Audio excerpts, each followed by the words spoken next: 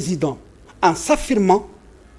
a anéanti, disons, cette équation-là. Sonko mooy Diomaye, Diomaye mooy Sonko devient Diomaye mooy Diomaye. Sonko mooy Sonko. Voilà. Non, Diomaye mooy Diomaye. C'est-à-dire que en arrivant au pouvoir, le président de la République actuelle a anéanti, disons, cette équation-là. boo xam ne au départ dañu ne Sonko mooy Diomaye mais léegi en s'affirmant, en affirmant son pouvoir loolu dañ na Sonko dootul Diomaye, Diomaye dootul Sonko, Diomaye mooy Diomaye. Il est le seul décideur. Ah ouais, il est le seul décideur. Le fauteuil c'est lui. On n'a pas dit canapé, mais fauteuil présidentiel. Voilà. Le fauteuil c'est lui. Tout à fait soxna Khady xam nga dama doon wax au mois d'avril 2024 ma ne lii nga xam ne nañuy jéem a teg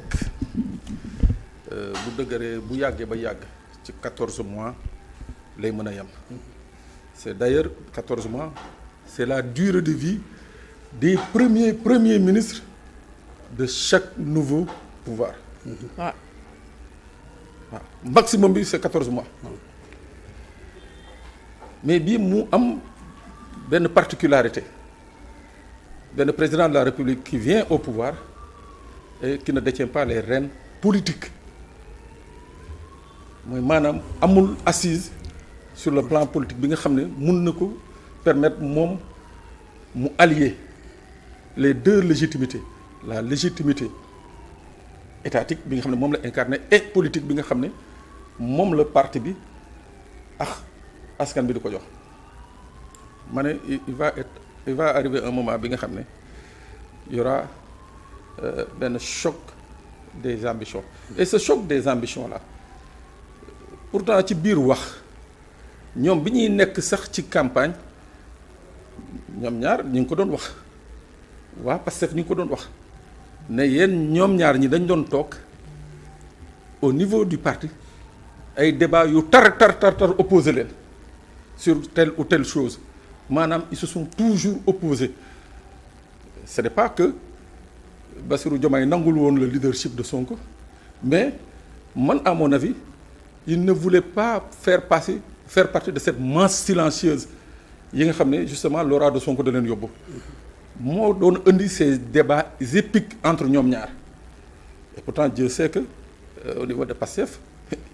le team manager il y avait des cadres. Mais moom particulièrement nañ doon wax ni que ñoom ñaar da doon tànn léegi nag bu ñu egsee ci nguur gi nag obligatoirement li Bakary Domingo wax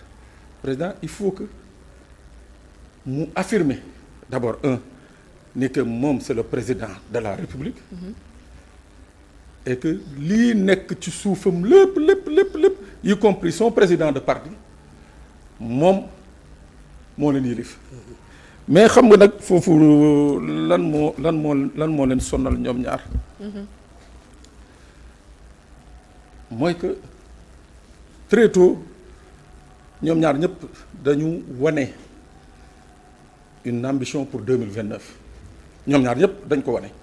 même bu dee donc on dit que nekkuñu ci et consort mais le seul fait que ma ne président de la République ñëw falu prêter serment daa ne je gèle mes activités dans Pastef pour être au-dessus de la mêlée mën a gérer les problèmes de tous les Sénégalais man dama ne wax jooju rek moo waroon njëkk attirer l'attention des gens que président même bu dee les textes de Pastef ñoo ko wax mais am na leneen la nga xam ne waxu ko woon et leneen la mu waxul woon noonu moom moo feeñ justement à travers ce communiqué de Diomaye président. nan la feeñee loolu bu ko waxee kay ñu bay dañuy naan peut-être que le président amoon na sa ñuy dem bay naan kii benn mandat lay def xam naa il prépare beneen échéance pour Ousmane Sonko. waaw mais les non-initiés comme man noonu lañ ko comprendre. mais xam nga politique mooy li nga xam ne day wasin du ëmb. waaw parce que bu ëmbee rek. du sotti ce communiqué dama ne moo njëkk wane ni que président la mu doon wax ni que damay geler mes activités politiques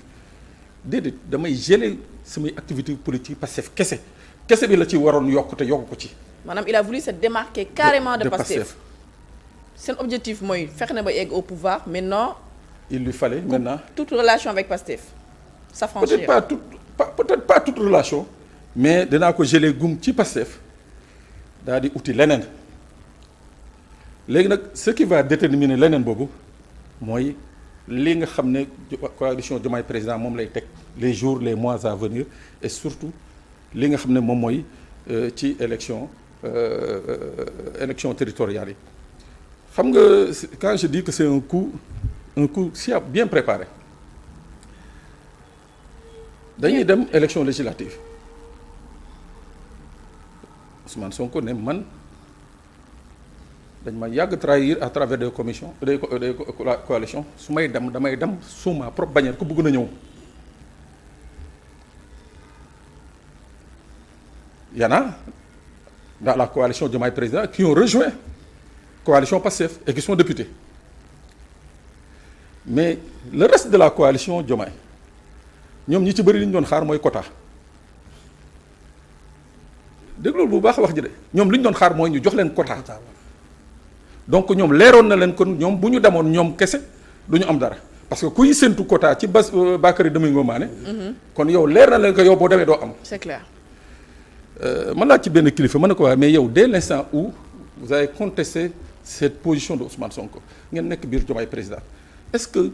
il était pas plus sérieux à l'époque ngeen ne comme daf ñu buggul ci daf ñuy xeex ñun suñu coalition on va aller aux législatives mu ne non féewaloo nañ doon bañ ma ne ko ok en novembre 2024 féewaloo ngeen doon bañ mais en novembre 2025 bëgg ngeen féewaloo moo tax ma ne lii du guléet enfin du quelque chose bi nga xam ne c'est vrai que ça peut être une surprise surtout que ñun dans la plupart on est dans l'émotion mooy maanaam Domingo ak Pape ay non c'est pas possible li mënul xaj seen diggante les gens sont dans ça mais dama waxoon fii xat yi keroog bi mbir mi amee ma ne la on est dans la politique haute définition actuellement c'est-à-dire que ça va être la stratégie de celui qui sait le plus faire la politique c'est celui-là qui va gagner fu mu ne nii que ce soit Diomaye que ce soit Ousmane Sonko ku ci njëkk a teg faux pas tu perds. D'accord déjà loolu dafa mel def nga transition bi la cohabitation au sein du gouvernement ak cette